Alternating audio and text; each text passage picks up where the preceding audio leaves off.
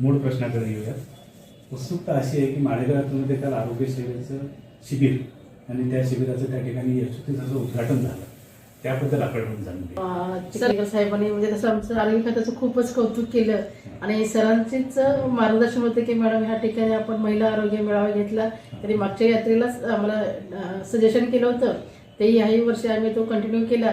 आणि सरांनी जेव्हा आपलं म्हणजे एखादी व्यक्ती आपल्या पाठीवर थाप मारते तेव्हा असं वाटतं की पुढे आणखी आपण चांगलं उत्साहाने काम करावं आणि तेव्हा सरांच्या प्रेरणेने असं वाटलं की खरंच आपण आणखीन चांगलं काम करायला पाहिजे।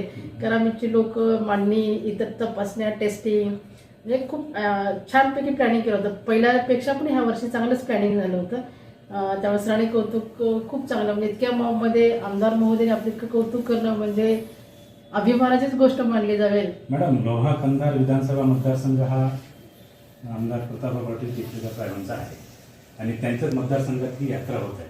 काल त्यांनी शिबिराचं यशस्वीचं उद्घाटन केलं, शिबिराला भेट दिली का त्यांनी? शिबिर पाहिलं का? उद्घाटन त्यांच्या हस्ते केलं त्यांनी। प्रत्येक आम्ही जे डिपार्टमेंटला भेटलं सर, सॅटिस्फॅक्शन झालं। एक्सरे पण आम्ही त्या ठिकाणी थोडक्यामध्ये आम्ही आमचे लाभार्थी त्या ठिकाणी आले, त्याच्यामध्ये आम्ही पहिली गोष्ट असं केलं होतं की आपल्याला सिकल सेलची तपासणी केली होती।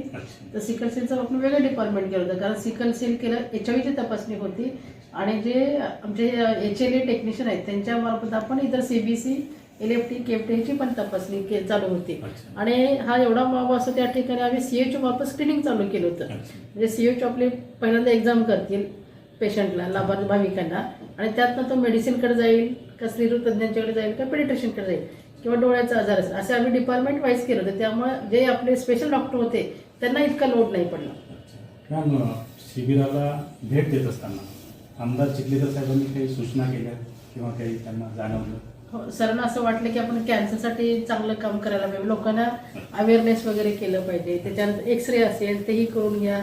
आणि जेव्हा त्याला सिकल सेलचं आम्ही सांगितलं की सर हे अनुवंशिक आहे, एका पिढीचा दुसऱ्या पिढीमध्ये, तेही त्यांनी सांगितलं की सिकल सेल लोकांना संजय गांधी निराधार योजनेचे जे लाभ आहे तो तहसीलदार म्हटले काही अडचण तहसीलदारांना भेट टाकाल, तो फ्रीमध्ये देतो ना, पण त्यांना संजय गांधी निराधार पेन्शन त्यांना भेटते, त्याच्याबाबत पण सरांनी त्या ठिकाणी मार्गदर्शन केलं आणि जास्तीत जास्त जनतेने फायदा घ्यावा असंही सरांनी त्या ठिकाणी आवाहन केलं।